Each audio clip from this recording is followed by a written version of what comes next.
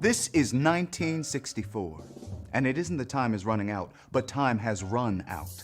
If we were born in South Africa or Angola or some other part of the world that doesn't profess itself to be for freedom, well, that'd be another thing.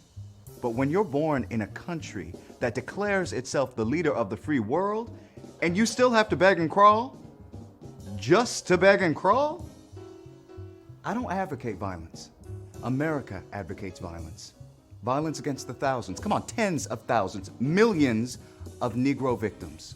Playing Malcolm is kind of a dream and also very daunting. I look up to this figure, this myth, in so many different ways. So that's kind of ever present. Like, I get to do this. Oh my gosh, I have to do this. Are both happening.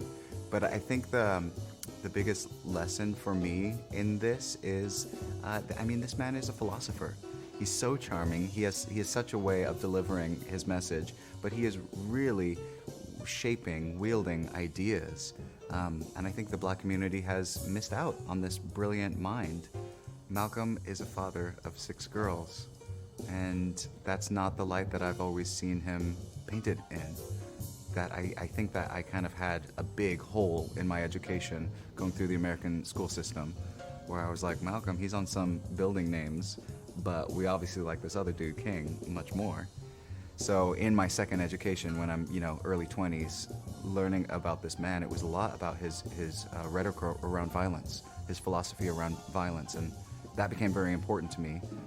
But in actually spending the time to pore over his autobiography, the new book that came out, his letters, his speeches, his videos, he's such a wonderful human. He's so charming. And I never really knew he was a father. It's not a part of his celebrity status that I was shown. And it makes sense to me, knowing him as a philosopher and how much he cared about taking care of people, that he would have that element to his life. And I'm glad we get to see it in this piece. So playing Malcolm X is very daunting, and they're big ideas that we're chewing on in this piece, but in a way, like in Black culture, there's a straight talk. So these ideas that I actually am having these conversations in my other diverse circles, but the straight talk that I feel Malcolm has allowed me to bring to it, we're just in on the conversation.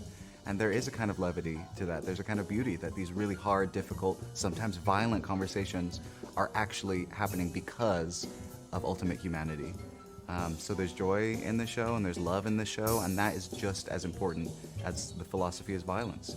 That's just as important as by any means necessary.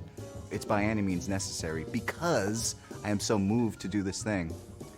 So yeah, I think it's not just daunting for me.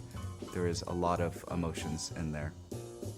So I love political theater, and I think that,